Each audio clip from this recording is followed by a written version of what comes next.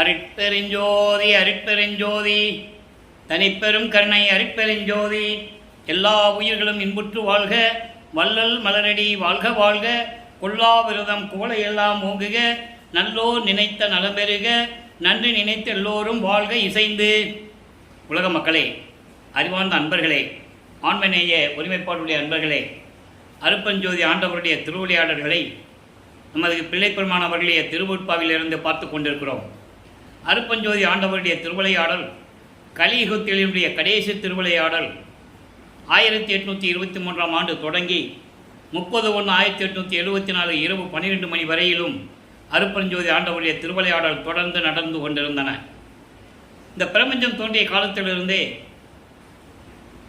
எத்தனையோ திருவிளையாடல்கள் அருட்பெருஞ்சோதி ஆண்டவருடைய திருவிளையாடல்கள் நடந்திருந்தாலும் கூட அதை சமயங்களோ மதங்களோ மார்க்கங்கள் எல்லாம் சேர்ந்தவர்கள் சிவபெருமானுடைய திருவிளையாடல் என்றும், மற்ற சைவ சமயத்தை சேர்ந்த சிவபெருமானுடைய திருவிளையாடல் என்றும், வைஷ்ணவ சமயத்தை சேர்ந்த திருமாலுடைய திருவிளையாடல்கள் என்றும் இப்படியெல்லாம் பல திருவிளையாடல்களை கூறிக்கொண்டிருந்தார்கள்.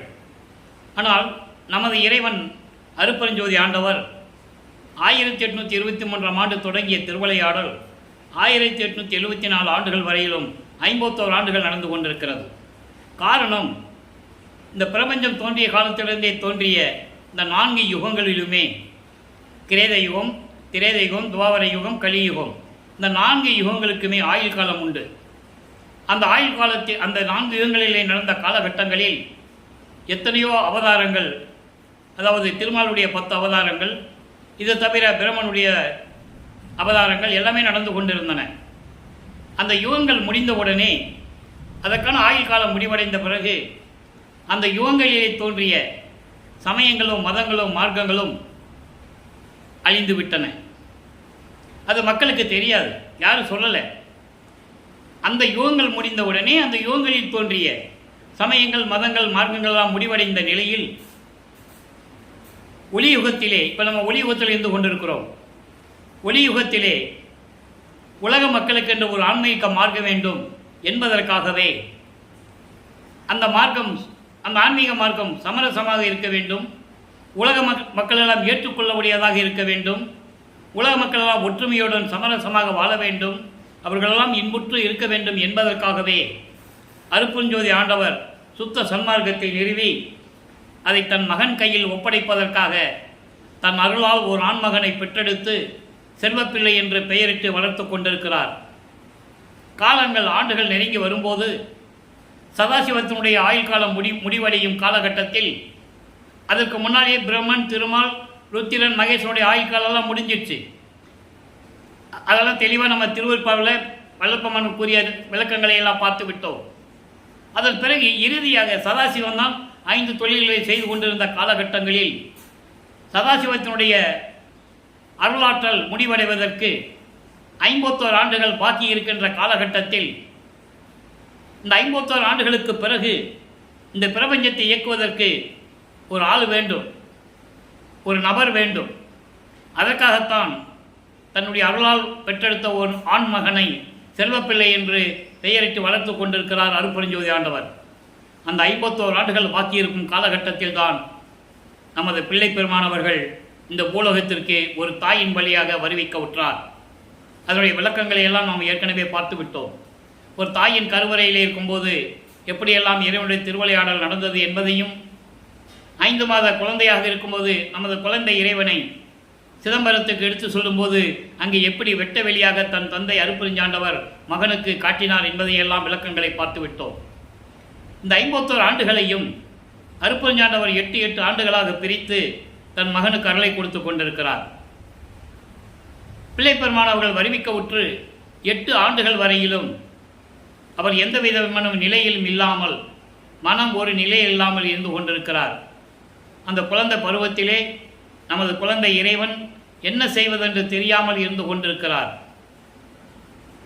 பள்ளிக்கூடத்தில் சேர்த்தா பள்ளிக்கூடத்துக்கு போகிறதில்லை, படிக்க மனம் இல்லை, யாரையும் ஆசிரியராக கொள்ளக்கூடிய மனம் அவருக்கு இல்லை, யாரையும் குருவாக ஏற்றுக்கொள்ளவில்லை. அப்போ அந்த 8 ஆண்டுகள் வரைக்கும் இறைவன் தன் மகனுக்கு எந்த விதமான அருளையும் கொடுக்காமல் செயலாற்றி கொண்டிருக்கிறார். அதன் பிறகு 9வது ஆண்டிலே 2வது எட்டிலே 9வது ஆண்டிலே இறைவன் அவர் மகன் முன் தோன்றி, நீ என்னால் வருவிக்க உற்றவன், எனது மகன், ஞானத்தை அளிப்பதற்காகவே நாம் முன் தோன்றினோம், உன்னை ஆட்கொண்டோம்,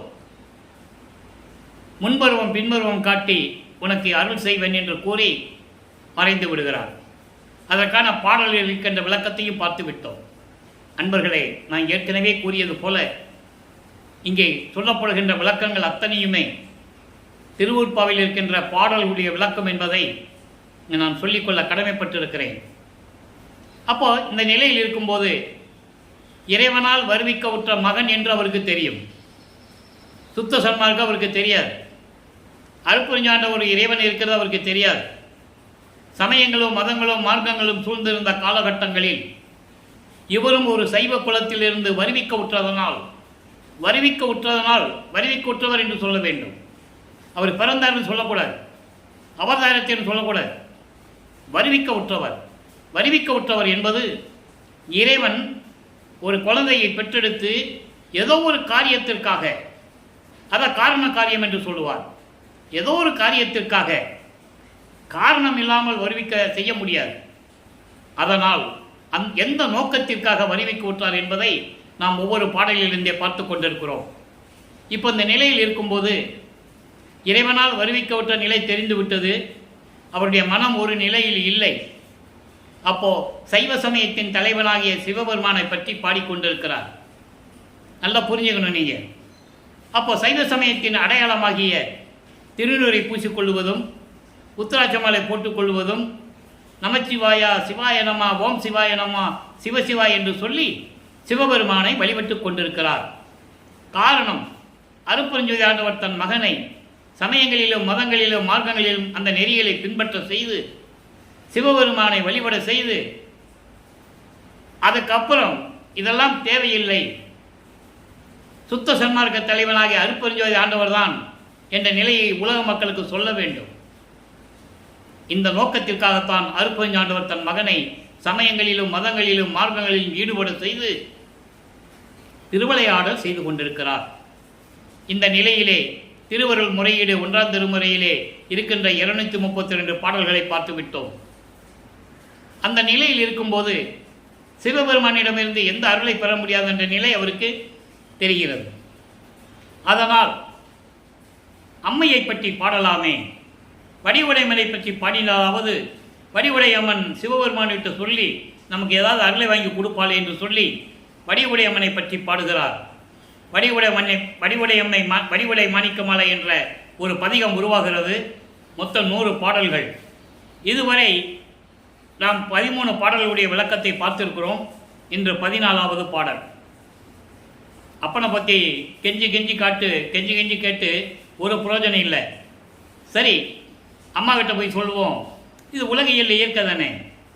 அந்த நிலையில் இருந்து கொண்டு வடிவுடையம்மனை பற்றி பாடுகிறார். நல்லா கவனிங்க.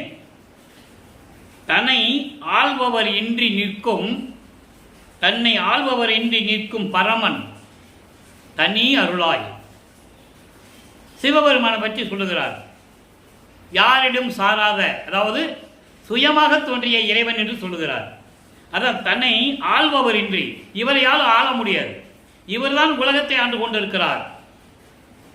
சுயமாக தோன்றிய இறைவன், அப்படிப்பட்ட இறைவன் தன் அருளால் இந்த உலகத்தை இயக்கிக் கொண்டிருக்கிறார், யாருடைய துணையும் இன்றி. அப்படி வினையால் உயிர் மலம் நீக்கி மெய் வீட்டில் விடுத்திடு நீ. அம்மையே, நான் அப்பனை பற்றி பாடி உருகிவிட்டேன். எந்த அருளையும் கொடுக்கிற மாதிரி தெரியல. எப்படிப்பட்ட இறைவன்? சுயமாக தோன்றிய இறைவன், யாருடைய துணையின்றி இந்த உலகத்தை இயக்கிக் கொண்டிருக்கின்ற இறைவன். அம்மையே, உன்னை வணங்குகிறேன். வினைகளால் சூழப்பட்ட இந்த பிறவி துன்பம் இருக்கிறதே, அதான் உயிர் மலம் என்று சொல்கிறார். மலம் என்பது 5 வகைப்படும். ஆணவம், கண்மம், மாயை, மாமாயை, துரோதை. இங்கே உயிர் மலம் என்பது பிறவி துன்பம். இந்த பிறவி துன்பத்தை நீக்கி மெய் வீட்டில் விடுத்திடு என்னை. மெய் வீட்டில், உயர்ந்த நிலையில், மோட்ச வீட்டில் என்று கூட சொல்லலாம். உயர்ந்த நிலையில் என்னை நீ வைப்பாயாக. என்னையால் அருள் ஒற்றி வாழ், அருள் ஒற்றி வாழ்வன் தன்னிடத்தும் ஒரு மனையால். என்னை ஆட்கொண்ட சிவபெருமானினுடைய பக்கத்திலே இருந்து கொண்டு மனைவி என்ற ஸ்தானத்தில் இருந்து கொண்டிருக்கிறாயே, அதான் மனையால் என்று சொல்லுகிறார். மனைவி என்ற ஸ்தானத்திலிருந்து என்னை ஆட்கொண்ட இறைவனுடைய பக்கத்தில் இருந்து கொண்டிருக்கிறாயே, எதற்காக அப்படி இருக்க? எனக்கு அருள வேண்டாமா? நீ தந்தையிடம் கேட்டு கேட்டு பார்க்குறேன், அப்பா கிட்ட கேட்டு கேட்டு பார்க்குறேன், ஒன்றும் கொடுக்க மாட்டேன்றான். உங்ககிட்டையும் சொல்கிறேன், நீ மட்டும் அவன் பக்கத்தில் உட்காந்துட்டு இருக்கில்ல, பொண்டாட்டியின் ஸ்தானத்தில், மனைவியின் ஸ்தானத்தில் உட்காந்துருக்கில்ல, எதுக்காக உட்காந்துருக்க? என்னுடைய துன்பம் உனக்கு தெரியாதா? விரைவில் வந்து எனக்கு அருள்வாயாக வடிவுடை மாணிக்கமே என்று சொல்லி இந்த பாடலை நமக்கு அருளியிருக்கிறார்கள். ஆக இந்த காலகட்டங்களில் நமது பிள்ளைப்பெருமான் அவர்கள் 9வது ஆண்டிலிருந்து 12 ஆண்டுகளுக்குள் இருந்து கொண்டிருக்கிறார். ஞானத்தை பெற்ற பிறகு அவருடைய ஆற்றலை உலக மக்களுக்கு தெரிவிப்பதற்காக நமக்கு பாடலாக திருவொற்பாவிலே வழங்கி இருக்கிறார்கள். நமது இறைவன், அருட்பெருஞ்சோதி ஆண்டவராகிய இறைவன், நம்மளையெல்லாம் படைத்து இந்த பிரபஞ்சத்தை இயக்கி கொண்டிருக்கின்ற இறைவன் வல்லப்பெருமானவர்கள். அப்போ அவருக்கு தெரியாது, குழந்தை இறைவன், அவருக்கு ஒன்றுமே தெரியாது அவருக்கு. அந்த நிலையில் இருக்கும்போது 2ஆம் திருமுறை உருவாகிறது. 2ஆம் திருமுறை மொத்தம் 113 பதிகங்கள், 1207 பாடல்கள், இதுவரையிலும் 26 பதிகங்களை பார்த்திருக்கிறோம். அதனுடைய சுருக்கம், ஏன்னா தினமும் அதை சொல்லி அந்த சுருக்கத்தை சொன்னாதான் அடுத்தனுடைய நிலை மக்களுக்கு புரியும். அந்த 26 பதிகங்களிலும் இப்போ ஞானத்தை பெற்றுக்கொண்டார். வருவிக்க உற்று 13வது ஆண்டிலிருந்து நான் ஏற்கனவே கூறியது போல வல்லப்பெருமானுக்கு வயது இல்லை. வல்லப்பெருமானை பற்றி கூறும்போது இத்தனாவது வயதில் இங்கே இருந்தார், இத்தனாவது வயசில் இங்கே போனார் அப்படிலாம் சொல்லக்கூடாது. அவர் ஒவ்வொரு யுகத்திலையும் இருந்தவர். அவருக்கு வயது இல்லை. பூலோகத்திற்கு ஏன் வருவிக்க விட்டார் என்றால், சுத்த சன்மார்க்கத்தை உலக மக்களுக்கு தெரியப்படுத்த வேண்டும். உலக மக்களை எல்லாம் சுத்த சன்மார்க்கத்தில் இணைந்து இந்த உலகத்திலே அவர்கள் எல்லா இன்பங்களையும் பெற்று மகிழ்வோடு வாழ வேண்டும் என்பதற்காகவே என்னை உகத்தே இறைவன் வருவிக்க விட்டேன் என்று கூறுவார் அந்த பாடலிலே. இந்த கலியுகத்தினுடைய கடைசி கட்டத்தில் இறைவன் என்னை வருவிக்க செய்தான், இறைவனாகவே அருளை பெற்றேனே என்று கூறுவார். அந்த நிலையில் இருக்கும்போது இப்போ அவருக்கு ஒன்றும் தெரியாது. அதனால் 13வது ஆண்டில் சென்னையில் ஏழுகணர் தெருவிலிருந்து இப்போ அதை வள்ளலார் நகர் என்று பெயர். அதுக்கு வள்ளலார் நகர் என்று பெயரை வைத்தவர் மாண்புமிகு ஏற்கனவே இருந்த முதலமைச்சர் கருணாநிதி அவர்கள். அப்போ அந்த வள்ளலார் நகர் என்ற பெயர் வைத்து அது பக்கத்தில் ஏழுகணர் தெருன்னு ஒரு பகுதி இருக்குது. அந்த பகுதியிலிருந்து திருவொற்றியூருக்கு போகணும், நடந்து தான் போகணும் அவர். அப்போ அவருக்கு பறக்கிற சக்தி கிடையாது, அண்டங்களை வந்து பறக்கிற சக்தி கிடையாது, ஒன்றும் கிடையாது, நடந்து தான் போகணும். எங்கே போனாலும் நடந்து தான் போகணும். தன் மகனை பக்குவப்படுத்த வேண்டும் என்பதற்காக அருட்பெருஞ்சோதி ஆண்டவர் திருவிளையாடல் செய்து கொண்டிருக்கிறார். தன் மகனை சமயங்களிலும் மதங்களிலும் மார்க்கங்களுடைய நெறிகளை பின்பற்ற செய்து சிவபெருமானே என்று போற்றி பாட செய்து அதன் பிறகு சுத்த சன்மார்க்கத்தை கொடுக்க வேண்டும். காரணம், உலக மக்களுக்கு தெரிவிக்க வேண்டும் என்பதுதான் திருவொற்பாவின் நோக்கம். அதனால தான் அந்த திருவொற்பாவை நமக்கு அருளி இருக்கிறார்கள். இப்போது திருவொற்றியூருக்கு போக வேண்டியது, உருகி பாட வேண்டியது, ஒரு பிரயோஜனம் இல்லை. அப்புறம் ஒருவேளை திருமலை வாயிலுக்கு போனால் அங்கே அருளை பெற்று விடலாமோ என்று சொல்லி அங்கே போவார். அங்கே போய் மாசிலாமணி உருவார். அங்கே இருக்கிற சிவபெருமானுக்கு பேர் மாசிலாமணி. அவன் சைவ சமயத்தினுடைய தலைவர்களுக்கு பல பெயர்கள் உண்டு. சிவபெருமான் சொல்லுவார், மாசிலாமணின்னு சொல்லுவார், தியாகராஜன் சொல்லுவார், சொக்கநாதன் சொல்லுவார், மகாலிங்கன் சொல்லுவார், நடராஜன் சொல்லுவார். நல்லா புரிஞ்சுக்கணும் நீங்கள். அப்போது அங்கே போய் மாசிலாமணி உருகி பாடுவார். ஒரு பிரயோஜனம் இல்லை. அப்போ சொல்லுவார், என்னை வருவிக்க செய்துவிட்டு நான் உன்னுடைய மகன்னு சொல்லிட்டு நீ மறைஞ்சிட்ட. நான் எவ்வளவு அவமானங்களையும் அவதூறுகளையும் கிண்டல்களையும் ஏச்சுகளையும் தாங்கி கொண்டிருக்கிறேன் தெரியுமா? நான் உன்னை பார்க்க வந்தேன், ஏன் வந்த, எதுக்கு வந்தேன்னு கூட கேட்கறது இல்லை, ஊமை மாதிரி நிற்கிற. இத்தனை பாடல்களையும் நான் பார்த்து விட்டோம். அப்படியே கேட்பாரு, ஊமை மாதிரி நிற்கிற, உனக்கு பேச வராதா, பேச முடியாதா அவனால், அப்படிலாம் கேட்பாரு. பாடல்கள் எல்லாம் அவ்வளோ அற்புதமாக இருக்கும், கண்ணில் தண்ணி வரும். அவ்வளவு அருமையான பாடல்கள் எல்லாம் உண்டு. அதுக்கப்புறம் அங்கேயும் ஒரு புரோஜனம் இல்லை. அப்புறம் திருவள்ளித்தாயத்துக்கு வருவார். அது சென்னைக்குள்ளேயே ஒரு இடத்துல இருக்குது. வில்லிவாக்கத்துலேருந்து ஒரு 15 கிலோமீட்டர் இருக்குன்னு நினைக்கிறேன். அங்கே போய் அது மாதிரி தான் உருகி உருகி பாடுவார். நீ யாரை ஏமாத்துறதுக்கு கந்த துணியை கட்டிக்கிட்டு இருக்க, எனக்கும் கொடு, நானும் கட்டிக்கிட்டு நிற்கிறேன், வர்றவங்க போகிறவங்களாம் சொல்லட்டும், அப்பனும் பிள்ளையும் உடுக்க துணி இல்லாமல் கந்த துணியை கட்டிகிட்டு இருக்காங்கன்னு சொல்லட்டும். பெத்த பிள்ளையை தெருவில் விட்டுட்டான்னு சொல்லுவாங்க. அந்த பழிச்சொல்லுக்கும் இழிச்சொல்லுக்கும் ஆளாகாத நீ, விரைவில் வந்து எனக்கு அருளை கொடுவேன்னு சொல்லுவார். ஒரு பிரயோஜனம் இல்லை. அப்புறம் சொல்லுவார், ஒருவேளை அருணைக்கு வந்து அருளை கொடுப்பையோ. அருணை அருணை என்ன திருவண்ணாமலை. அப்போ சிவபெருமானே அப்படிதான் திருவண்ணாமலையில் இருக்கின்ற சிவபெருமான், மதுரையில் இருக்கின்ற சொக்கநாதன், இப்படியெல்லாம் சொல்லிட்டு இருப்பாங்க இல்லையா. அதே மாதிரி இவரும் சொல்கிறாரு, ஒருவேளை திருவண்ணாமலைக்கு வந்து அருளை கொடுத்துருவியோ அப்படின்னு கேட்பார். இந்த நிலையில் இருந்து கொண்டிருக்கும் போது வல்லப்பெருமானவர்கள் 2வது இடத்தில் இருந்து கொண்டிருக்கிறார். 16 ஆண்டுகளுக்குள் இருந்து கொண்டிருக்கிறார். அப்போ 2ஆம் திருமுறையிலே எழுத்தறியும் பெருமான் மாலை என்ற ஒரு பதியத்திலிருந்து பார்த்து கொண்டிருக்கிறோம். 14வது பாடல். 14வது பாடல் வடிவுடையம்மன் வடிவுடை மாணிக்க மாலையிலே 14வது பாடல். 2ஆம் திருமுறையிலே எழுத்தறியும் பெருமான் மாலையிலே 14வது பாடல்.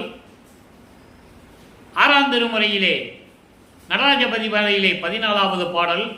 சர்க்குருமணி மாலையிலே 14வது பாடல். அனுபவ மாலையிலே 14வது பாடல். ஒவ்வொரு பாடலுக்கும் தொடர்பு உண்டு, விளக்கங்கள் அப்படி விளக்கங்கள் உண்டு. கவனிச்சுக்கிட்டே வாங்க. இப்போ எழுத்தறியும் பெருமான் மாலையில் சொல்கிறாரு,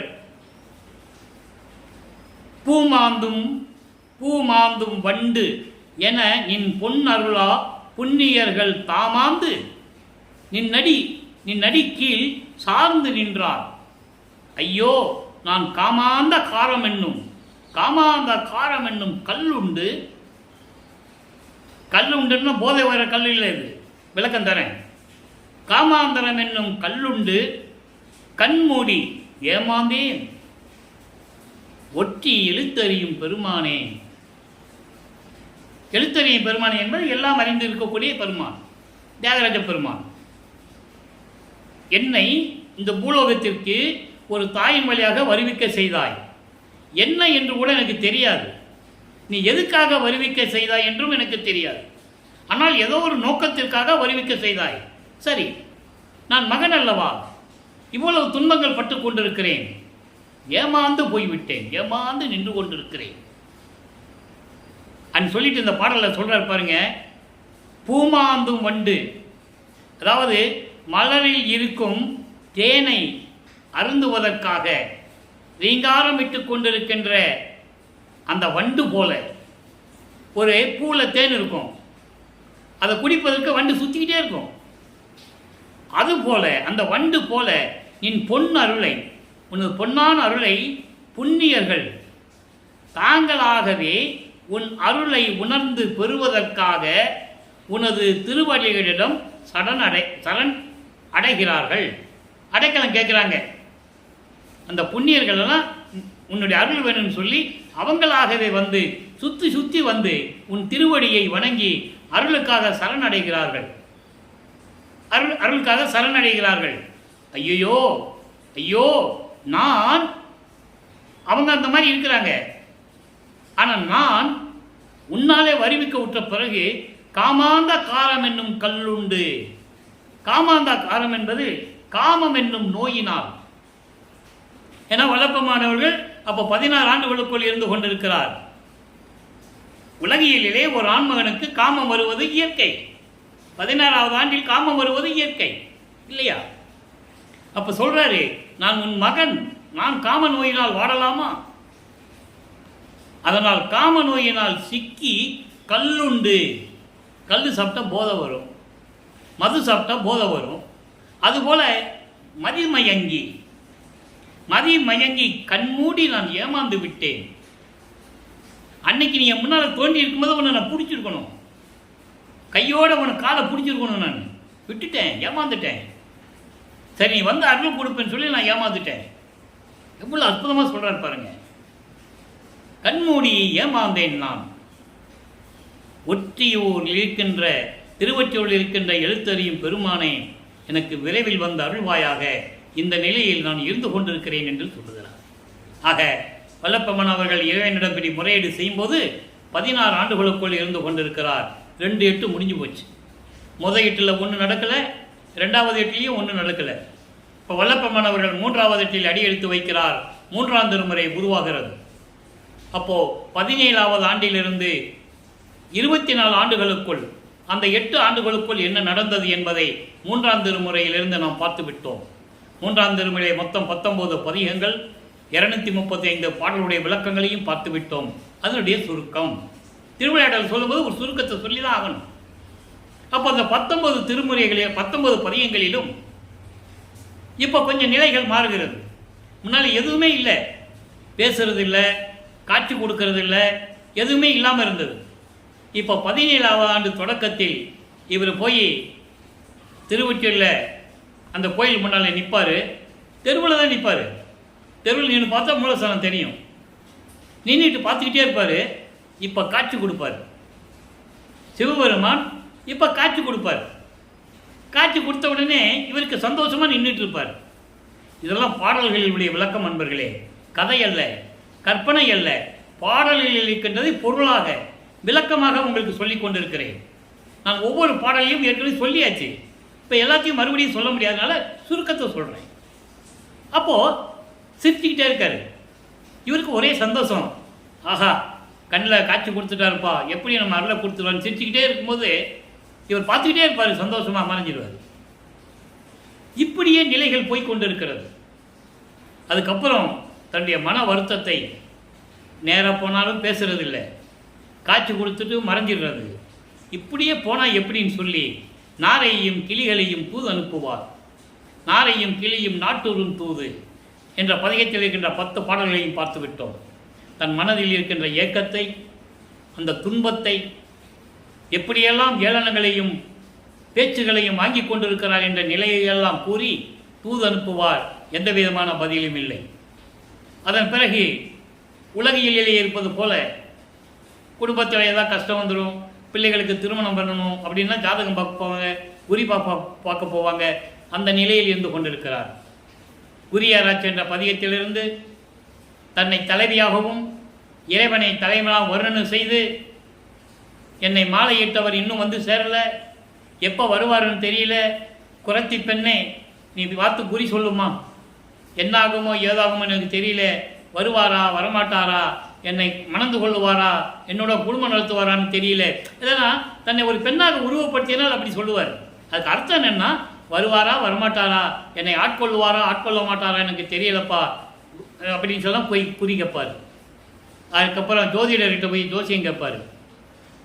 இந்த நிலைகளெல்லாம் மாறிய பிறகு 19வது பதிகத்திலே காதல் மாட்சி என்ற பதிகத்திலே இப்போ அவர் என்ன பண்ணுவார், அங்கே பார்த்துட்டாரு, காட்சி கொடுப்பார்ல, இப்போ நேரம் நடந்து வருவார். இவர் இங்கே தெருமுனையில் நிற்பார். ஆகா, இறைவன் நடந்து வரார்ப்பா, இன்றைக்கி எப்படி நமக்கு அருளை கொடுத்துருவாருன்னு சந்தோஷமாக மெய் மறந்து இருக்கும்போது பக்கத்தில் வந்து கன்னத்தை கிள்ளிட்டு கொஞ்சிட்டு அப்படியே யூட்டன் எடுத்து திரும்பி போயிடுவாராம். திரும்பி பார்க்காமல் ஓடுகின்றார். ஒக்க ஓடினாலும் அவர் ஓட்டத்தை பிடிக்க ஒண்ணாதே. 10 பாடல்கள் அவ்வளோ அருமையாக இருக்கும். கண்ணில் தண்ணி வரும். சிவபெருமான் எப்படி தெருவில் ஓடுறாரு, ஓடிட்டாரு, திரும்பி பார்க்காமல் ஓடுகிறார். நான் பின்னாலே ஓடுறேன். அவர் ஓட்டத்தை பிடிக்க முடியல. காரணம், அப்போ அவருக்கு பறக்கிற சக்தி இல்லை. நல்லா புரிஞ்சுக்கணும். எந்த சக்தியும் அவர் பெற முடியல. அவர் அந்த சக்தி கிடையாதுனால ஓடுறாரு. இது உலக மக்களுக்கு எப்படி, அங்கே இருக்கிற மக்களுக்கு எப்படி தெரியும், மாநிலர்களுக்கு. ஏன் இந்த ராமலிங்கம் டெய்லி இங்கே வரான், தெருவில் நின்றுட்டாப்புல, டெய்லி தெருவழியாக ஓடுறாப்புல அப்படி கேட்பாங்கல்ல. அதுக்கு பதில் சொல்லணும்ல. இவர் இறைவன் மகன் சொல்ல முடியாது, சொன்னாலும் யாரும் நம்ப மாட்டாங்க. இப்போ அந்த நிலையில் அவர் இருந்து கொண்டு இருக்கிறார். ஏற்கனவே பைத்தியக்காரன்னு சொல்லியாச்சு. அப்போ இந்த நிலையில் இருக்கும்போது ஏன்பா ராமலிங்கம் ஓடுற அவர் பேர் ராமலிங்கம் இல்லையா, உலகியலுக்காக அவர் இட்ட பெயர் ராமலிங்கம். அருட்பிரகாச வள்ளலார் என்பது பின்னாளில் அவர் மக்களால் அழைக்கப்பட்டவர், அது நிலையாக நின்றுது. ஆனால் இறைவனிட்ட பெயர் தன் மகனுக்கு செல்வ பிள்ளை. அதனால்தான் நான் அவரை பிள்ளை பெருமான் என்று கூறுவதுண்டு. இறைவனிட்ட பெயர். அப்போது அந்த நிலையில் இருக்கும்போது, என்னப்பா ராமலிங்கம், யாரை பார்த்து இப்படி ஓடுற? உனக்கு என்ன பைத்தியம் ஏதாவது பிடிச்சிருச்சா? வீட்டுக்கு அடங்காமல் தெரியுற, எங்கேயும் வேலைக்கும் போகிறதில்ல, இப்படி ரோடு வழியாக ஓடிக்கிட்டு இருந்தால் என்ன அர்த்தம் அப்படின்னு சொல்கிறேன் கேட்குறாங்க. அப்போ அவர் சொல்கிறாரு, வல்லப்பெருமான் கூறுகிறார், பாடலில் உண்டு நண்பர்களை. நான் ஏற்கனவே சொன்னது போல தான் இதெல்லாமே பாடலில் இருக்குது. அதான் விளக்கத்தை சொல்லிகிட்டு இருக்கேன் நான். மற்ற புராணங்களிலும் காவியங்கள் வர கதை அல்ல, இது கற்பனை அல்ல, அவரை எழுதி இயற்றிய பாடல்கள். அந்த விளக்கத்தை சொல்லிகிட்டு இருக்கேன், வேற ஒன்றும் இல்லை. அப்போ இவர் சொல்லுவார், அங்கே இருக்கிறவங்க சொல்லுவாங்க, ஏன்பா நீ இப்படியெல்லாம் ஓடுறிய, சிவபெருமான எத்தனையோ பேர் எத்தனையோ ஆண்டுகள் தவம் இருந்திருக்காங்க, யாரும் பார்க்கலப்பா, நீ என்ன இப்படி பைத்தியம் பிடிச்சிட்டு அலையிற? அதுமாரி இருந்தால் கூட அவன் என்ன கழுத்தில் பாம்பு போட்டிருக்கான், நீ சப்போஸ் வர்றாருன்னு வச்சுக்கோ, ஒரு வேளை அவர் முன்னால் வந்தால் கூட நீ எப்படி கட்டி பிடிப்ப? பாம்பு கொத்துமே. செத்து போனவங்களுடைய மண்டைகளை மாலையை வச்சு மார்பில் போட்டிருக்கானே, இடிக்குமே. எப்படி வேலையை பருப்பா அப்படின்னு சொல்லுவாங்க. அப்போ இவர் சொல்லுவார், பதில் சொல்லுவார், அவன் திங்கிறதுக்கு சோறு இல்லாமல் பிச்சை எடுத்தாலும் சரி, இருக்க இடம் இல்லாமல் சுடுகாட்டில் படுத்திருந்தாலும் சரி, தலையில் ஒரு பெண்ணையும் இடுப்பில் ஒரு பெண்ணையும் தோளில் ஒரு பெண்ணையும் வச்சிருக்கிறான், எப்படி இருந்தாலும் சரி, அதை பற்றி எனக்கு கவலை இல்லை. அவன் கழுத்தில் பாம்பு வச்சிருந்தாலும் சரி, மண்டை ஓடுகளை போட்டிருந்தாலும் சரி, அதை பற்றி எனக்கு கவலை இல்லை. நான் அவன் மீது காதல் கொண்டுள்ளேன், அளவிற்ற பற்று கொண்டுள்ளேன், அன்பு கொண்டுள்ளேன். என் கனவில் கூட அதை மறக்க முடியாது. தெளிவாக சொல்லுவார், பாடலில் இருக்குது. கனவிலுமே விட்டு ஒளியேன் கனவினுமே என்று சொல்லுவார். அற்புதமான பாடல்கள் எல்லாம் உண்டு. ஆக இந்த நிலையில் இருக்கும்போது 3ஆம் திருமுறை முடிவடைகிறது. இவர் 24 ஆண்டுகள் வரை இருக்கிறார். இறைவனிடமிருந்து அருளை பெற முடியவில்லை. 24 ஆண்டுகள் கடந்து விட்டது. அதன் பிறகு 4வது அடியெடுத்து வைக்கிறார். 4ஆம் திருமுறை உருவாகிறது. 4ஆம் திருமுறை 12 பதிகங்கள். அதில் 8 பதிகங்கள் தான் நமக்கு கணக்கு. நான் ஏற்கனவே சொல்லியிருக்கேன். 4 பதிகங்கள் சமயக்குறவர்களை பற்றி பாடியது. இந்த 8 பதிகங்களுமே 197 பாடல்கள் இருந்தது. அந்த விளக்கத்தையெல்லாம் பார்த்து விட்டோம். அன்பு மாலை, அருட்பிரகாச மாலை, ஆனந்த மாலை, சவுந்தர மாலை, அபராத மன்னிப்பு மாலை, அதிசய மாலை, இப்படி மாலைகள் எல்லாம் பார்த்து விட்டோம். நீ 2 பாக்கி இருக்கிறது, நிலுவையில் இருக்கிறது. பிரசாத மாலையும் பத்தி மாலையும் அது பின்னால் வரும். இந்த எழுத்தறியும் பெருமான் மாலை முடிஞ்ச உடனே அது வரும். அப்போது அந்த நிலையில் இருக்கும்போது 4ஆம் திருமுறை உருவாகும் போது இப்போ வல்லப்பெருமானவர்கள் 25வது ஆண்டிலிருந்து 32 ஆண்டுகளுக்குள், அதாவது வருவிக்க விட்டு 32 ஆண்டுகளுக்குள் என்ன நடந்தது? முதல் 8 வீணா போச்சு, 2வது 8 வீணா போச்சு, 3வது 8 வீணா போச்சு. இப்போ 4வது 8 என்ன நடக்கிறது என்பதை 4ஆம் திருமுறையிலிருந்தே நாம் பார்த்து விட்டோம். அதனுடைய சுருக்கம் 27வது ஆண்டு தொடக்கத்தில் தனமாலை மணந்து, அதாவது தனக்கொடி அம்மாள் அவர்களை மணந்து திருமாங்கல்யம் பூட்டி அந்த அம்மாவுக்கு மோட்ச வீட்டை காட்டி விமோசனத்தை கொடுக்கிறார். இது ஏற்கனவே நிர்ணயிக்கப்பட்டது, பாடல்களிலே உண்டு. இறைவன் தன் மகனை பூலோகத்திற்கு அனுப்பும் போதே கூறுகிறார், ஒரு தாய் ஒரு பெண்ணுக்கு நீ தாய்மாமனாகி விடுவாய், அந்த பெண்ணை நீ ஏற்றுக்கொள்ள வேண்டும். ஆனால் இந்த விண்ணுலகத்திற்கும் பூலோகத்திற்கும் நீ வேஷம் மட்டும்தான் போடணும், நீ யாருன்னு யார்கிட்டையும் சொல்லக்கூடாது. சத்தியம் வாங்கிட்டு தான் பூலோகத்துக்கு அனுப்புகிறாரு. இப்போ அவருக்கு மறைப்பு நிலையில் இருந்து கொண்டிருக்கிறார். நல்லா புரிஞ்சுக்கணும். சுத்த சன்மார்க்கத்தை பெற்ற பிறகு அதெல்லாம் கூறுகிறார். அப்போ இந்த நிலையில் இருக்கும்போது தனக்கோடி அம்மாளை மனமுடிக்க சொல்லுகிறார்கள். அக்கா மகள் என்பது வருவிக்க விட்டதனால் ஏற்பட்ட சொந்தம். வல்லப்பெருமானுக்கு எந்த அருப்பஞ்சோதி ஆண்டவரையும் சிவகாமி வள்ளியும் தவிர எந்த சொந்தமும் அவருக்கு இல்லை. இது உலகியலுக்காக நடந்த திருவிளையாடல் என்பதை நீங்கள் புரிந்து கொள்ள வேண்டும். உலகியலுக்காக நடந்த திருவிளையாடல் எப்படி அன்பர்களை, நான் எப்பயுமே திருவருட்பாவை பற்றி பேசும்போது மற்ற புராணங்களையோ கவிதைகளை பற்றி நான் பேசுவதில்லை. இருந்தாலும் ஒரு சில இடங்களில் சில உதாரணங்களை சொல்ல வேண்டிய கடமை இருக்கிறது. மக்களுக்கு புரிய வைக்க வேண்டும். இப்போ கிருஷ்ணன் 10 அவதாரம் எடுத்தாப்புல இல்லையா? லாஸ்ட் அவதாரம் கிருஷ்ணனும் பலராமனும் ஒரே காலகட்டத்தில் 2 அவதாரம். கிருஷ்ணன் பிறந்தது வாசுகிக்கும் வாசுதேவனுக்கும் இல்லையா? வாசுகிக்கும் வாசுதேவனுக்கும் பிறந்தார் என்று சொல்வதை தவிர அதன் பிறகு அந்த டாபிக்கே வராது. ஏனால் அவனை இறைவனாக்கினார்கள், அவதாரம் எடுத்தவனை இறைவனாக்கினார்கள், இறைவனை துறவியாக்கினார்கள். நல்ல பூச்சிக்கணும். 202 வருஷம் ஆச்சு வல்லப்பமான்கள் வருவிக்க விட்டுரு. அவர் அப்படிதான் பேசினாங்க. அவரை ஒரு வட்டத்துக்குள்ளேயே நிப்பாட்டினாங்க. துறவின்னாங்க, பாடலாசிரியர் சொன்னாங்க, சீர்திருத்தவாதி, புரட்சியாளர், இப்படி தான் சொன்னாங்களே தவிர அவர் இறைவனாக வருவிக்க விட்டவர். இதற்காகத்தான் அந்த தாயின் வயிற்றிலே இருந்து வருவிக்க விட்டவர் என்று சொல்லணும். வல்லப்பமானி கூறுகிறார், உபசாரத்தால் பெற்ற தாய் என்பால் ஒருத்தியின் கருவறையிலிருந்து நான் இருக்கும்போது அருப்பஞ்சாண்டவர் எப்படியெல்லாம் திருவிளையாடல் செய்தார் என்பதை உலக மக்களுக்கு பாடல் மூலமாக தெரிவித்திருக்கிறார். அது மக்களிடம் யாரும் சொல்லவில்லை, மக்களுக்கு தெரியாது. மூடி மூடி மூடி மறைத்து விட்டார்கள். இன்றைய வரை தெளிவாக யாரும் சொன்னதில்லை. சொன்னால் மக்களுக்கு புரிஞ்சிட போகுது. வல்லப்பமான் இறைவன் சொல்லிட்டு போறாங்க, சரிதானே? சொல்லலை. இந்த நிலையில் இருக்கும்போது தனக்கோடி அம்மையாருக்கு தாலி கட்டிவிட்டு மோட்ச வீட்டை காட்டி விமோசனத்தை கொடுத்து விட்டு சமயங்களையும் மதங்களையும் மார்க்கங்களையும் துறக்கிறார். திருநூரை பூசுவதை நிறுத்துகிறார். உத்தராட்ச மாலை கழட்டி போட்டாரு.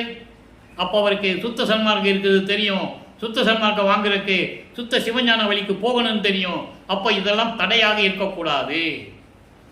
சுத்த சன்மார்க்கத்தின் முக்கிய தடைகள் சமயங்கள், மதங்கள், மார்க்கங்கள் என்பவற்றின் சங்கற்ப விகற்பங்கள். புரிஞ்சுக்கணும் நீங்க. இதெல்லாம் இருந்தாலும் இவர் மேலே போக முடியாது. அப்போ சுத்த சன்மார்க்கத்தை பெறுவதற்காக இதெல்லாம் துரத்திட்டு சரியக்கிரிய யோகம் 12 நிலைகளை கடந்து என்ன பண்ணிட்டாரு? இனிமே எங்கேயும் போகக்கூடாது. சிவபெருமான மாசிலாமணியா எங்கேயும் போகக்கூடாது. இருக்கிற இடத்திலேயே, சென்னையிலேயே அவர் இருக்கிற இடத்திலேயே கதவை பூட்டி தாப்பா போட்டார். இறைவனுக்கு தெரிந்து விட்டது. மகனினுடைய கோபம் நியாயமானது, அவனுடைய லட்சியமானது. அதனால் இறைவன் மனமிறங்கி, ஏன்னா ஆண்டுகள் கடந்து கொண்டிருக்கிறது. 32 வருஷம் முடிஞ்சு போச்சு. நீ 19 வருஷம் தான் பாக்கி இருக்கு. 19 வருஷம் தான் பாக்கி இருக்கு. நீ கருங்குடியில் 9 வருஷம் இருக்கணும், வடலூரில் 4 வருஷம் இருக்கணும், அங்கே மேட்டுக்குப்பத்தில் 4 வருஷம் இருக்கணும். இப்படிலாம் கணக்கு இருக்கு. ஆக இந்த 19 ஆண்டுகளை இறைவன் தன் மகனுக்கு அருளை கொடுக்கணும்ல. அதனால விண்ணுலகத்திலிருந்து பூலோகத்துக்கு வராரு. எப்படி வராராம்? பாட்டில் சொல்றாரு. அருப்புதா சமாளியில 100 பாட்டில் விளக்கங்கள் இருக்கு. யார் வேணாலும் எடுத்து படிங்க, யாரும் மறுக்க முடியாது. அப்போ அந்த வீட்டுக்குள்ள பூட்டிட்டாரு. அப்போ சொல்லுவாரு, மனசிட்ட சொல்லுவாரு, மனமே இப்போ ஒருத்தன் வருவான், கதவுக்கு வெளியே காப்போட வச்சுக்கிட்டு நிற்பான். என் மகனுக்கு மணிமுடி சூட்ட போறேன், காப்பு கட்ட போறேன்னு. ஏமாந்துடாத, நான் ஏற்கனவே ஏமாந்துட்டேன். அவன் உள்ள வந்த உடனே கதவு பூட்டி 2 சாப்பா போட்டுடணும், 2 சாப்பா போட்டுடணும். 2 தாப்பா போட்டோம்னா அவன் போகக்கூடாது வெளியே. அப்படியே ஒரு திட்டம் போட்டு வச்சிருப்பாரு. அது இறைவனுக்கு தெரியும்ல, பாட்டில் இருக்கே, இறைவனுக்கு தெரியும். நேராக வந்தாரு. என்ன அருமையான பாடல்கள் தெரியுமா? என் தந்தை கால் வலிக்க மண்ணிலே கால்பட்டு கால் வலிக்க நடந்து வந்து தெருக்கதவை திறந்து ஒரு காலை உள்ள வச்சு ஒரு காலை வெளியே வச்சு வா மகனேன்னு சொல்லி எனக்கு அழைத்து அருளை கொடுத்தாருன்னு சொல்லுவார். ஏன் ஒரு கால் உள்ள வச்சு ஒரு காலை வெளியே வச்சார் அவரு? அது விளக்கத்தையும் நான் சொல்லிட்டேன். உள்ளே போனால் பூட்டிடுவான், நம்ம வெளியே வர முடியாது, இன்னும் 19 வருஷம் பாக்கி இருக்கு. இவர் என்ன நினைச்சிட்டு பாரு, உள்ள வந்தால் இவனை பூட்டிடணும், வெளியே விடக்கூடாது. அந்த நிலையிலே தன் மகனுக்கு எப்படியெல்லாம் அருளை கொடுத்தார் என்பதை எல்லாம் பார்த்து விட்டோம். அப்போ வெள்ளாடை அணிந்து முக்காடு போட்டு சுத்த சன்மார்க்கத்தை வாங்க போகணும். இப்போ வல்லப்பமானவர்கள் 33வது ஆண்டிலிருந்து 40 ஆண்டுகளுக்குள் என்ன நடந்தது, 5வது 8இல் என்ன நடந்தது, அந்த 8 ஆண்டுகள் என்ன நடந்தது என்பதை நாம் பார்த்துட்டோம். அதனுடைய ஒரு சுருக்கம். இப்போ வெள்ளாடை அணிந்து எல்லாம் பண்ணியாச்சு. வந்து ஏம சித்தி, தத்துவ சித்தி, தத்துவ வெற்றி, முத்தேவ எல்லாத்தையும் கொடுத்துட்டார். ஏற்கனவே இருந்தவர் தான், இப்போ அந்த மறைப்பை நீக்குகிறார். கருவில் இருக்கும்போது எல்லாம் கொடுத்தவர் அவர். ஏற்கனவே அவர் அருப்பஞ்சாண்டோட இருந்தவர், எல்லா அருளை பெற்றவர். அவர் பூலோகத்துக்கு வரும்போது எல்லாம் அருளை பெற்றுதான் வருகிறார். ஆனால் மறைப்பு நிலையில் இருக்கிறதே. ஏன்னா இவர் சமயங்களையும் மதங்களையும் மார்க்கங்களையும் இருக்கணும், திருநூறு பூசணும், ஓம் சவாயா, ஓ சிவாய நம, சிவாய நம, நமச்சிவாயின்னு சொல்லணும். உருகி உருகி பாடணும். இது காலத்தின் கட்டாயம், இறைவனுடைய திருவிளையாடல். அப்போ இவர் வெள்ளாடை அணிந்து முக்காடு போட்டு இப்போ சுத்த சன்மார்க்கத்தை வாங்க போகணும். தெளிவாக சொல்லுகிறார். நேராக பறந்து கொண்டு சென்று கொண்டிருக்கிறார். தத்துவங்களை கடந்து, அந்தங்களை கடந்து, அண்டங்களை கடந்து, சரியை கிரி என்ற யோக நிலையெல்லாம் விட்டுட்டு சுத்த சன்மார்க்கத்தை வாங்குவதற்காக சுத்த சிவஞான வெளிக்கு சென்று கொண்டிருக்கிறார். இதுதான் உண்மை, சத்தியம். பாடல்களில் இருக்கின்ற விளக்கம். உலகில் பல விதமாக பேசுனாங்க. எங்கே போனாலும் தெரியாது, எப்படி போனாலும் தெரியாது, எந்த ஊர் சுற்றுறான்னு தெரியாது, இப்படியெல்லாம் சொல்லிக்கிட்டு இருந்தாங்க. அது ஒரு பக்கம் இருக்கட்டும், அந்த விளக்கத்துக்குள்ளே நம்ம போக வேண்டாம். அப்போ இவர் உள்ள மேலே போயிட்டு போகிறாரு. அங்கே தன் மகனை வரவேற்பதற்காக அருட்பெருஞ்ஜோதி ஆண்டவர் தயாராக இருந்து கொண்டிருக்கிறார், காத்து கொண்டிருக்கிறார். அப்போது தேவர்கள் நிற்கிறாங்க. தேவர்களுக்கு முன்னால் இந்திரன் நிற்கிறான். இந்திரனுக்கு முன்னால் பிரம்மன், திருமால், ருத்திரன், மகேஸ்வரன் போன்ற சதாசிவம் போன்ற பதத்தலைவர்கள் நிற்கிறாங்க. எங்கே? அங்கே ஒரு சத்தியஞான சபை இருக்குது. பொற்சபையும் சிச்சையமுடைய சத்தியஞான சபை அங்கே இருக்குது. அதே மாதிரி தான் இங்கே சத்தியஞான சபை நிறுவனது. அதன் விளக்கத்தை நம்ம பின்னால் தருவோம். இப்போது இந்த நிலையில் இருக்கும்போது தேவர்கள் சொல்கிறாங்க, இவர் அப்போ தான் முதல்ல போகிறாரு. நல்லா புரிஞ்சுக்கணும், பாட்டில் சொல்கிறாரு. முதல்ல அப்போ தான் போகிறாரு. என்ன எப்படி போகிறதுன்னு தெரியாமல் இருக்கும்போது தேவர்கள் அங்கே நின்றுட்டு இருக்காங்க. எல்லாம் என்ன வெளியே நிற்கிறாங்க, உள்ளே யார் போகாமல் நிற்கிறாங்களே. அந்த சத்தியஞான சபை படிக்கு கீழே தான் நிற்கணும், உள்ளே போக முடியாது. அப்போ அந்த ஏன் போக முடியல? கொலையும் புலையும் தவிர்த்திருந்தால்தான் சத்தியஞான சபைக்குள் உள்ளே போக முடியும். அதனால தான் இங்கே சொன்னார், கொலையும் புலையும் தவிர்த்தவர்கள் உள்ளே புகுவோம்னு போட்டார். நல்லா புரிஞ்சுக்கணும் நீங்கள். ஏன்னா அவங்களாம் போருக்குரியவர்கள், கொலை செய்தவர்கள். தெளிவாக பாடலிலே சொல்கிறார், போருக்கு உரியவர் மாலயன், போகி மற்றும் புங்கவர்கள். யாரு? திருமால, பிரம்ம, ருத்திரன், யாராக இருந்தாலும் சரி. இந்திரனை போகின்னு சொல்லுவார். புங்கவர்கள் தேவர்கள், போருக்குரியவர்கள், போர்க்குணம் கொண்டு போர் செய்து உயிர்களை கொலை செய்தவர்கள் என்று சொல்லுவார். இந்த பிரபஞ்சத்திலேயே இறைவனால் வருவிக்கப்பட்டவர் வல்லப்பெருமானவர்கள் ஒரு உயிரை கூட துன்புறுத்தியதில்லை, ஒரே உயிரை கூட துன்புறுத்தியதில்லை. நல்லா புரிஞ்சுக்கணும் நீங்கள். எல்லாருமே போர்க்குணம் கொண்டவர்கள், காமத்தில் திளைத்தவர்கள் என்று சொல்லுகிறார். முலை மதத்தை இன்னும் தவித்தார் அல்லடின்னு சொல்லுவார். முலை மதம் என்பது காமம். எல்லா பாடல்களும் உண்டு திருவருட்பாவிலே. அப்போ அந்த நிலையில் இருக்கும்போது தேவர்கள் சொல்கிறாங்க, ஏன் இன்னைக்கு வெளியே நிற்கிறீங்கன்னு கேட்குறாரு. பாடலில் உண்டு. அதான் ஏற்கனவே கூறியவர்கள் எல்லாம் கற்பனை இல்லை, கதை இல்லை, பாடலில் இருக்கிறத உங்களுக்கு விளக்கமாக சொல்லிக்கிட்டு இருக்கேன். ஏன் வெளியே நிற்கிறீங்கன்னு கேட்குறாரு. சாமி, நாங்கள் வெளியே தான் நிற்கணும், உங்களுக்கு தான் தகுதி இருக்குது, நீங்கள் போங்கன்னு சையை காட்டுகிறார்கள். நீங்கள் போங்க சாமின்னு கையை காட்டுறாங்க. இவர் போகிறார்.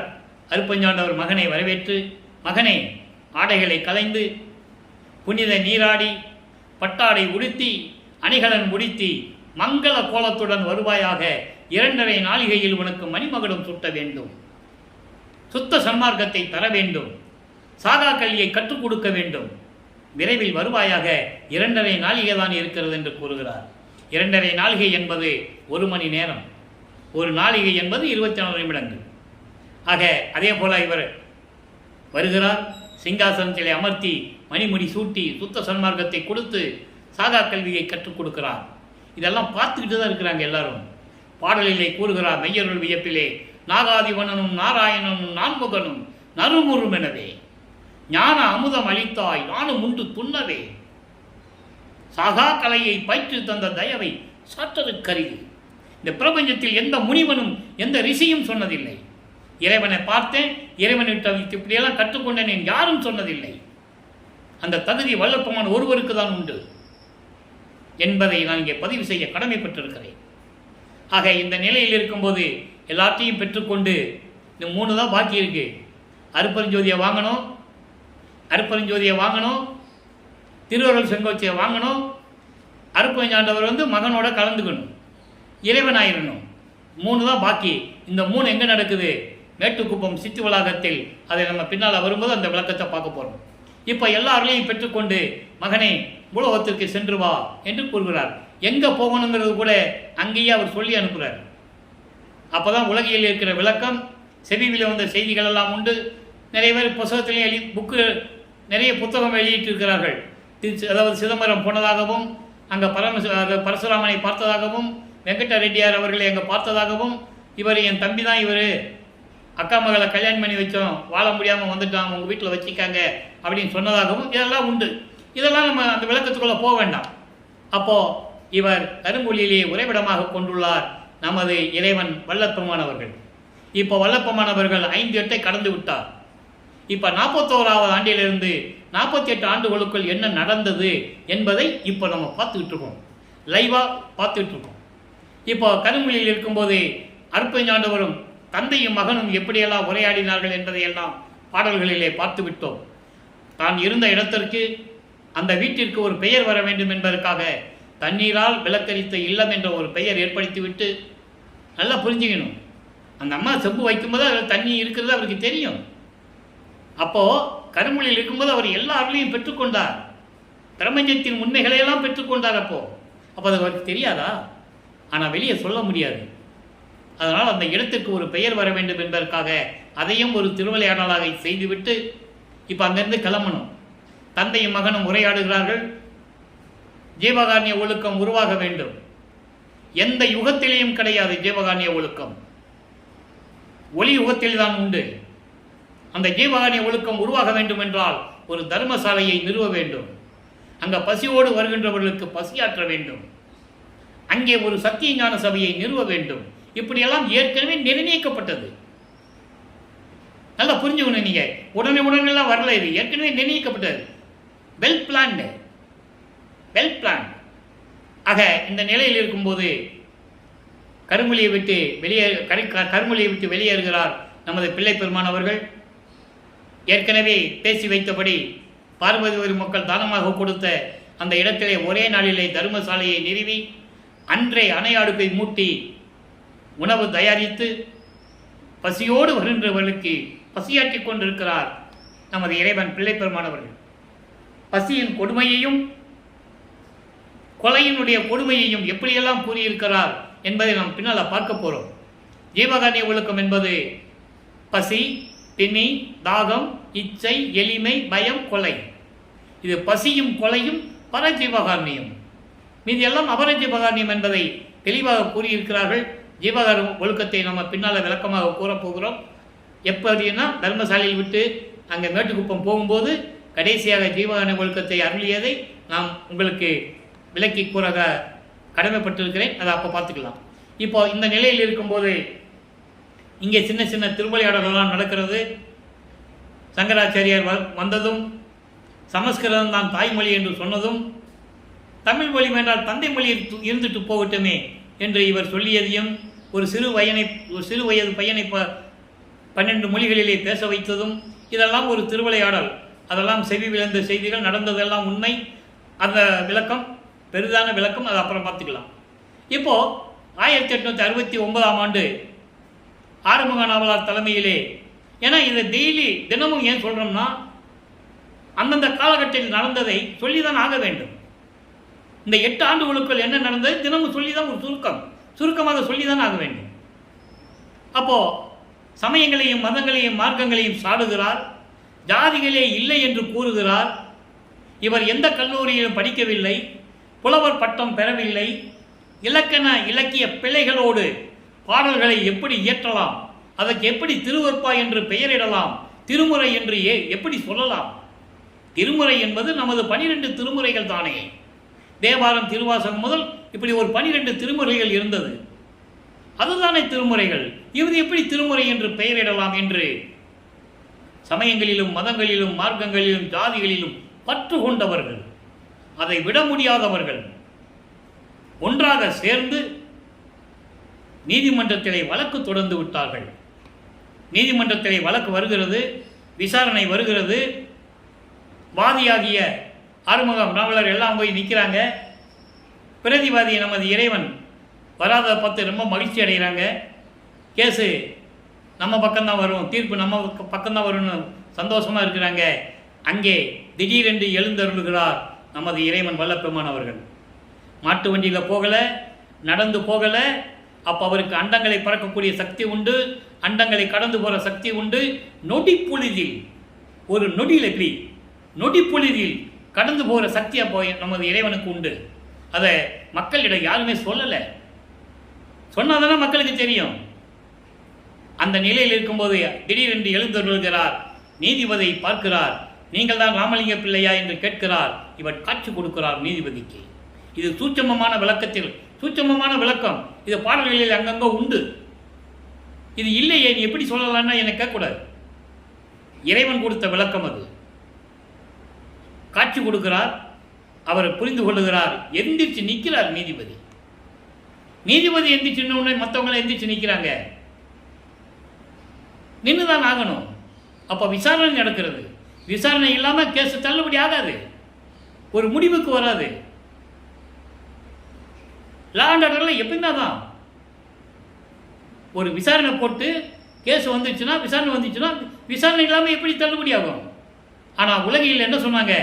இவர் போனார், எல்லாம் எந்திரிச்சு நின்னாங்க, அதனால் கேஸு தள்ளுபடி ஆச்சுன்னு சொல்லுவாங்க. அதெல்லாம் தவறு. அப்போது விசாரணை நடக்கிறது. அப்போ இவர் சொல்லுகிறார், இறைவன் அருளால் இயற்றினேன், இதில் எந்த விதமான தவறும் இல்லை. ஏனென்றால் சாதி மதமும் சமயமும் பொய்யென ஆதியில் உணர்த்திய அருப்பெருஞ்சோதி என் இறைவன். அப்போ கூட என்னுடைய தகப்பனார்னு சொல்லலை, நான் அவருடைய மகனுன்னு அவர் சொல்லலை. நல்லா புரிஞ்சுக்கணும் நீங்கள். அந்த நிலையில் இருக்கும்போது சொல்லுகிறார், சாதி மதமும் சமயமும் பொய்யென ஆதியில் உணர்த்திய அருப்பெருஞ்சோதி. சாதி மதமும் சமயமும் காணா ஆதியானாதையாம் அருப்பெருஞ்சோதி. அப்படிப்பட்ட இறைவன் எனக்கு சொன்னால் நான் எழுதினேன். இது என்னுடைய சுதந்திரம் ஒன்றுமில்லை, எல்லாமே இறைவனுடைய செயல் என்று சொல்லும்போது நீதிபதி தீர்ப்பளிக்கிறார். திருவற்பாவை மறுப்பா என்று தீர்ப்பு அளிக்க முடியாது. திருவற்பாதான் மக்களுக்கு ஏற்றது, உன்னதமான நூல், இறைவனால் இயற்றப்பட்ட நூல் என்று சொல்லி தீர்ப்பளிக்கிறார். எல்லா தீர்ப்பையும் பெற்றுக்கொண்டு வெற்றிகரமாக நமது இறைவன் மறுபடியும் தர்மசாலையிலே வந்து அமர்கிறார். ஜீவகாருண்ய ஒழுக்கம் உருவாகிறது. அதன் பிறகு உத்தரஞான சிதம்பரம் மாலை உருவாகிறது. அந்த பாட்டுடைய விளக்கங்களை நாம் பார்த்துவிட்டோம். இப்போ அங்கே இருந்து கொண்டு எப்படி நடராஜபதி மாலையிலே எப்படியெல்லாம் இறைவனுடைய நிலையையும் இறைவனுடைய அருளை எப்படியெல்லாம் பெற்றுக்கொண்டார் என்பதையும் நாம் பார்த்து கொண்டிருக்கிறோம். நடராஜபதி மாலை என்பது நீங்கள் உடனே இது நடராஜனை பற்றி பாடினதுன்னு நீங்கள் நினச்சிடக்கூடாது. நான் தெளிவாக 4 ஆண்டுகளாக சொல்லி கொண்டிருக்கிறேன், நமது சேனலில் பேசிகிட்டு இருக்கேன். நடராஜன் என்பது சமயங்களையும் மதங்களையும் மார்க்கங்களையும் சார்ந்த இறைவன். அது அவங்களுக்கு இறைவன், அது அவங்களுடைய சுதந்திரம். என்ன வேணாலும் சொல்லிக்கலாம், எப்படி வேணால் இருந்துக்கலாம். அதில் கட்டுப்பாடுகளே கிடையாது. சமயங்களிலும் மார்க்கங்களிலும் மதங்களிலும் கூறப்பட்ட நிலைகளில் கூறப்பட்ட கர்த்தாக்கள் என்பது தலைவர்கள், அவங்களுக்கு எந்த நிபந்தனையும் கிடையாது. நீ எப்படி வேணா இருந்துக்கலாம். ஆனால் சுத்த சன்மார்க்கம் என்பது அப்படி அல்ல. சுத்த சன்மார்க்கத்துக்கு நெறிமுறைகள் இருக்கிறது, வழிவகைகள் இருக்கிறது. அப்படி தான் இருக்கணும். அந்த விளக்கத்தை பார்க்க போகிறோம். நடராஜபதி மாலை 14வது பாடல், 1ஆம் திருமுறையிலே வடிவுடை மாணிக்க மாலை 14வது பாடல், 2ஆம் திருமுறையிலே எழுத்தரும் பெருமான் மாலையிலே 14வது பாடல். அந்த பாடலுக்கும் இந்த பாடலுக்கு எவ்வளோ வித்தியாசம் பாருங்க. அங்கே சிவபெருமானை எப்படி சொல்லுவார்? சமயங்களிலும் மதங்களிலும் மார்க்கங்களில் இருந்தவன். அப்போ இவருக்கு எதுவுமே தெரியாது. சுத்த சன்மார்க்கத்தை தெரியாத போது எப்படி சொன்னார்? சுத்த சன்மார்க்கத்தை பெற்ற பிறகு இறைவனை எப்படி சொல்கிறார்? மக்களுக்கு சொல்லி ஆகணும்ல. கரையில்லா கடலே, இறைவனை பற்றி சொல்கிறாரு. கரையில்லாத கடலே, கடல் உப்பிலே, கடல் கடையிலே, கடல் இடையிலே, கடல் முதலிலே. 3 நிலைகளை சொல்கிறாரு. ஆதி நடு அந்தம் 3 நிலைகளை சொல்கிறாரு. இப்படி 3 நிலைகளிலும் ஊடுருவி கொண்டு ஒளியை வீசிக்கொண்டு ஒளியை பரப்பி கொண்டிருக்கின்ற இறைவன் என்று சொல்லுவதை இவ்வளவு விளக்கமாக சொல்கிறார். நீங்கள் நல்லா புரிஞ்சுக்கணும். கடல் திரையிலே, கடல் அலையிலே, நுரையிலே. கடல் அலை பார்த்தீங்கன்னா ஒரு பக்கத்தில் நுரையாக ஒதுங்கும். நுரையிலே, கடல் ஓசையிலே, அதன் நடுவிலே, வரையிலா வெள்ளப்பெருக்கத்திலே, அளவு கடந்த வெள்ளப்பெருக்கம். ஆற்றில் வெள்ளப்பெருக்கம் போகும், அது கடலுக்கு தானே போகுது. ஆற்றுல வெள்ளம் வந்தால் கடைசியில் கடல் தானே போய் கலக்குது. பெருக்கத்திலே, வட்ட வடிவிலே. இந்த கடல் போகும்போது இது சுற்று ஒரு சுழற்சி மாதிரி வரும். அதுக்குள்ளே மாட்டிக்கிச்சுன்னா வெளியே வர முடியாது. கப்பல் போனாலும் சரி, ஆள் போனாலும் சரி, அது சுற்றிக்கிட்டே இருக்கும் வட்ட வடிவிலே. வட்ட வடிவிலே, வண்ணம் அதிலே, மற்றதன் வளத்திலே உற்ற பல சக்தியுள் விளங்கி. ஒவ்வொன்றுக்கு ஒரு சக்தி இருக்கு இல்லையா? ஆற்று வெள்ளத்துக்கு ஒரு சக்தி இருக்கு, கடல் நீருக்கு ஒரு சக்தி இருக்கு, உள்ள உயிரினங்கள் இருக்கு, எல்லாவற்றிலும் விளங்கி அவை காக்கும் ஒளியே. எல்லாத்தையும் சொல்லிட்டு அவ அந்த சக்திகளை எல்லாம் காத்து கொண்டிருக்கின்ற ஒளியே, அருப்பெருஞ்சோதியே. கழுத்தில் பாம்பு இருக்குன்னு சொன்னாரா? தலையில் கங்கையை வச்சிருக்குன்னு சொன்னாரா? அப்போ அதுக்கு வித்தியாசம் தெரியுதா உங்களுக்கு? சைவ சமயத்துக்கும் சுத்த சமயத்துக்கும் வித்தியாசம் தெரியுதா? சிவபெருமானுக்கு இவருக்கு வித்தியாசம் தெரியுதா? அப்போ அது என்ன பண்ணணும்? சுத்த சமயத்தில் வந்து அதை விட்டுணும். இப்போ அப்படிப்பட்ட ஒளியே, புறையிலா ஒரு தெய்வமணியே, குற்றமில்லாத இறைவனே, சுத்தமான இறைவனே, சமயங்களையும் மதங்களையும் மார்க்கங்களையும் கடந்த இறைவன், காணா இறைவன், சாதி மதமும் சமயமும் காணா ஆதி அநாதயம் அருப்பெருஞ்சோதி. அதை தான் சொல்றாரு, புறையில்லா. அந்த வரிக்கு அதான் பொருள். புறையில்லா ஒரு தெய்வமணியே, என் உள்ளத்தை புகுந்து அறிவளித்த பொருளே. இறைவனை சொல்லிட்டாரு யாருன்னு, அந்த இறைவன் தன்னுக்குள்ள இருக்கிறதையும் சொல்லிட்டாரு. இப்போ புரியுதா உங்களுக்கு? பொய்யாத செல்வமே, உண்மை விளக்க கடவுளே, இயற்கை உண்மை விளக்க கடவுளே, நையாத கல்வியே. நையாத என்றால் அழியாத கல்வி. எது? சாகா கல்வி. சாகா கல்வியே. அப்படிப்பட்ட இறைவனே, புடம் வைத்திடாத பொன்னே. புடம் வைத்திடாத பொன்னேன்னா தங்கத்தை புடம் போட்டு தான் செய்வாங்க.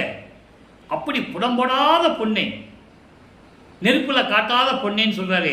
அது அகவல்ல சொல்வார் பாருங்க ஒரு இடத்துல, புடம்படா தரமும் விடம்படா திறமும் படம்படா நலமும் வாய்த்த செம்பொன்னே. எப்படியா? புடம் போட்டு தங்கமாக உருவாக்குனது இல்லை. வல்லமை குறைந்த இறைவன் அல்ல, எல்லா நலன்களையும் இருந்து கொண்டிருக்கின்ற செம்பொன்னே, சுத்தமான தங்கமான இறைவனே சொல்றார். இது அகவல்ல சொல்லுவாரு. அதான் இங்க சொல்றாரு, புடம் வைத்திடாத பொன்னே, மறையில்லா வாழ்வே. மறையில்லா என்பது பேரின்பமான வாழ்வு. குற்றங்கள் குறையில்லாமல் அழியாமல் இருப்பது பேரின்பம். அப்படிப்பட்ட வாழ்வே, மறைப்பில்லா வைப்பே. மறைப்பில்லா வைப்பே. எதிர்காலத்தில் எனக்கு அருள் செல்வ நிதி கொடுக்கின்ற இறைவனே. அப்புறம் சொல்லுவார், மறுப்பு இல்லாத அருள் வள்ளலே. மறுப்புன்னா தடை இல்லாத அருள் வள்ளல். தடை என்ன தடை? சமயங்கள் மதங்கள் மார்க்கங்கள் என்ற தடைகள் இல்லாத அருளை கொடுக்கின்ற இறைவன். அப்படிப்பட்ட இறைவன் மணிமன்றில் நடுகின்ற ஒரு தெய்வமே, எல்லாம் வல்ல நடராஜ பதியே. சொல்லிட்டாரா? இப்போ சர்க்குணமணி மாலையில் 14வது பாடல் என்ன சொல்றாரு? இப்போ இறைவன் எப்படி இருக்கான்னு சொல்லிட்டாரு, இறைவன் தன்னுக்குள்ள இருக்கிறத சொல்லிட்டாரு. இப்போ சர்க்குணி மாலையில் என்ன சொல்றாரு? நன்னிய மதநெறி பல பல. பிரபஞ்சத்தின் உண்மை அப்படியே சொல்றாரு பாருங்க. அதாவது உலகில் சொல்லப்பட்ட மத நெறிகள் பல பல எவ்வளவோ இருக்கு. அவை நன்று அறவை. அதனால் நல்லதே கிடையாது.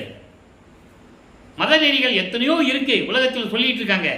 அதெல்லாம் நன்மை செய்யக்கூடியதல்ல, நல்லதல்ல. அதுக்கடுத்து சொல்ற பாருங்க, சென்றன நின்றன சென்றன. நல்லது அல்ல, ஆனால் சென்றன அழிந்து விட்டன, எங்கேயோ போயிச்சது. சிலவே அந்நிய உலகினீர் அருகில. இதை உலகத்தில் இருக்கின்ற மக்களுக்கு தெரியல சொல்லிட்டாரா? அப்போ சொன்னால் தானே தெரியும். அதான் லாஜிக்கு. சைக்காலஜியாக என்ன பண்ணணும்? ஏதாவது ஒரு பொருளை விளக்கத்தை சொன்னால் மக்கள்கிட்ட சொல்லணும்.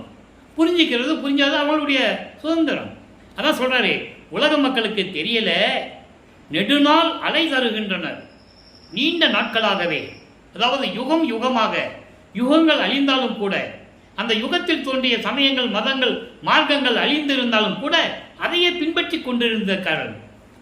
கொண்டு துன்பப்பட்டு கொண்டிருக்கிறார்கள். அலை தருகின்றனர், துன்பப்படுகிறார்கள். அலைவர மகனே நீ வருந்தாதே மகனே. எப்படி சொல்றாங்க மகன்கிட்ட? அப்ப மகன்கிட்ட சொல்றாரு, நீ வருந்தாதே மகனே. இப்படியெல்லாம் இருந்திருக்காங்க, நான் எதுக்கு உன்னை வருவிக்க செய்தேன்? நீ வருந்தாதே மகனே. புண்ணியம் ஒரு திருவருள் நெறி இதுவே. புண்ணியம் தரக்கூடிய, புண்ணியம் சேர்ந்த திரு அருள் நெறி இருக்கிறதே, சுத்த சன்மார்க்க நெறி இதுதான்.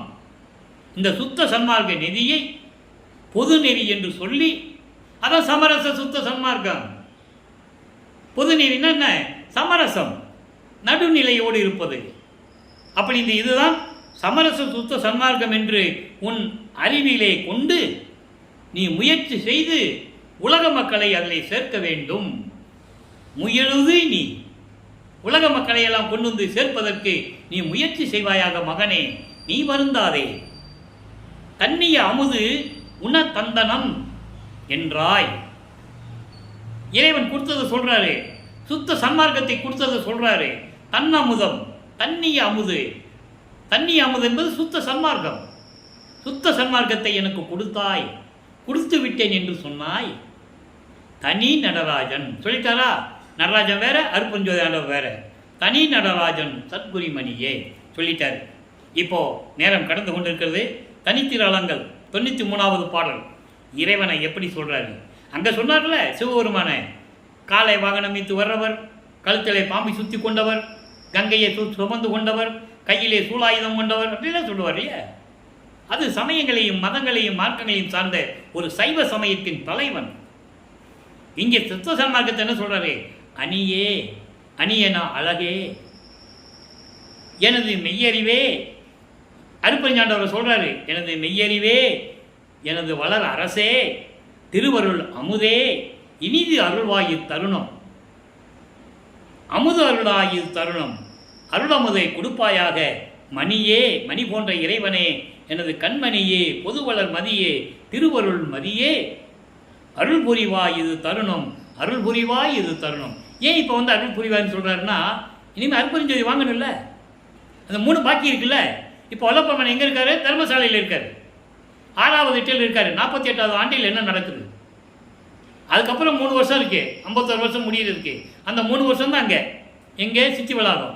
அதுக்கு கூப்பிடுறாரு, பாக்கி இருக்க திருப்பி வந்து குடுன்னு கேட்குறாரு. அவர்கள இப்போ கொடுக்க முடியாது, இன்னும் காலம் இருக்குதுன்னு சொல்லுவார்.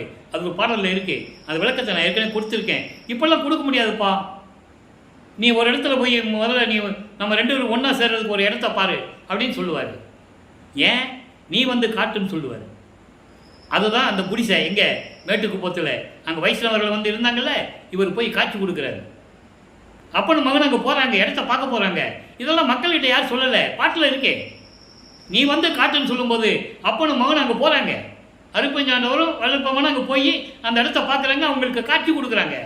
அதில் மிரண்டு போனவங்க தான் அவங்க. நல்லா புரிஞ்சுக்கணும். ஐயோ இறைவனே வந்துட்டாருப்பா, நம்ம போயிடலாம் அப்படின்னு சொல்லிட்டு போயிடுறாங்க. இதான் உண்மை. இந்த உண்மையை யாரும் சொல்லலை, பாட்டில் இருக்கு.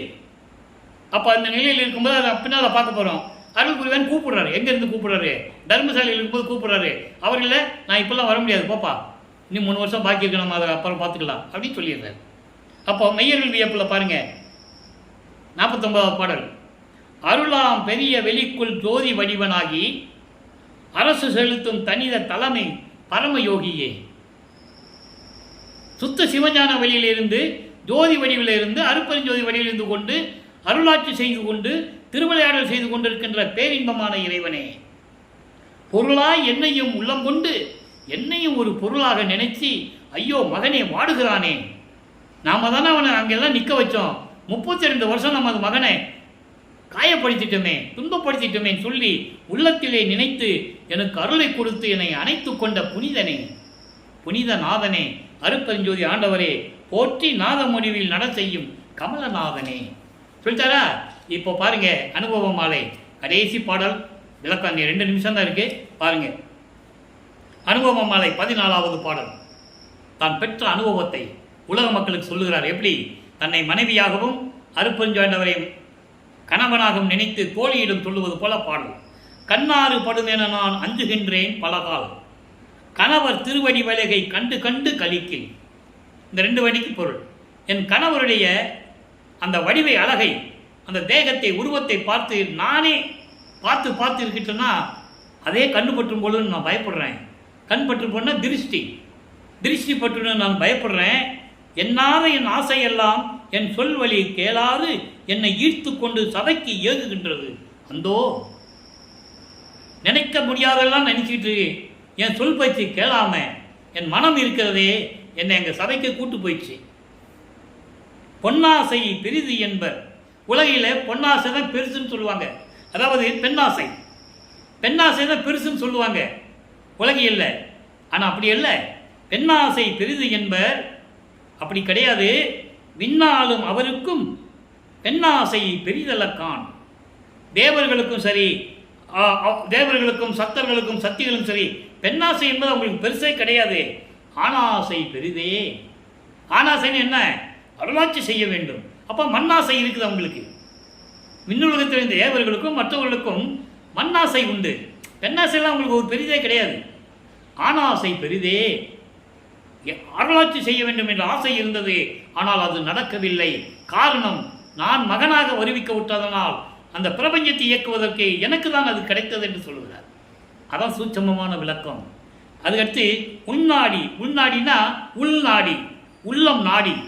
உள்ளம் நாடி பல பல தடவை கண்ணாறு கலிக்கில் உருகின்றேன். உன்னை பார்த்த பிறகு தோழினா மனம், நீ பார்க்குற பார்வை சரியில்லை, அதனால் இன்னால் பெறுகின்றபடியே நீ எப்படி நினைச்சேன்னு எனக்கு தெரியும். அதனால் என் உள்ளம் பல தடவை சொல்லுது, எப்படி? கண்ணாறு கலிக்கில் உருகின்றேன். எப்படியாவது அந்த திஷ்டி கழிச்சிடணும்னு என் மனசு சொல்லுது, நான் நினைத்து கொண்டிருக்கிறேன் என்று சொல்லுகிறார். அது அந்த பாடலுடைய விளக்கம். பொதுவான கருத்து, இறைவனுடைய வடிவழகை பார்த்ததில் நான் ஒருத்தன்தான். விண்ணவர்களும் மன்னவர்களும் கூட, தேவர்களும் கூட பெண்ணாசையை விட அவங்களுக்கு ஆணாசை நிறைய இருந்தது. மன்னாளர்களுடைய ஆசை, எப்படியாவது உலகை ஆள வேண்டும் என்ற ஆசை இருந்தது. அது கூட அவங்களுக்கு நடக்கலை.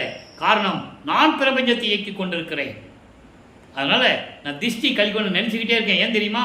நீ பக்கத்தில் இருந்துக்கிட்டே எல்லாம் ரசிச்சுக்கிட்டு இருக்க, உன் கண்ணே பற்றும் பொழுகுது அப்படின்லாம் சொல்கிறாரு.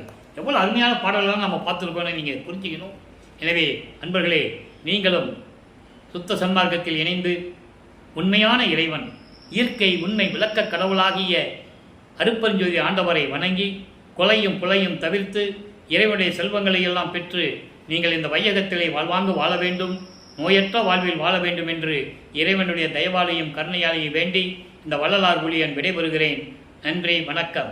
அருட்பெருஞ்சோதி அருட்பெருஞ்சோதி, தனிப்பெருங்கருணை அருட்பெருஞ்சோதி. நாளையும் இறைவனுடைய திருவிளையாடல் தொடரும். கண்டு மகிழ்ந்து இறைவன் அருளை பெற்றுக்கொள்ளுங்கள்.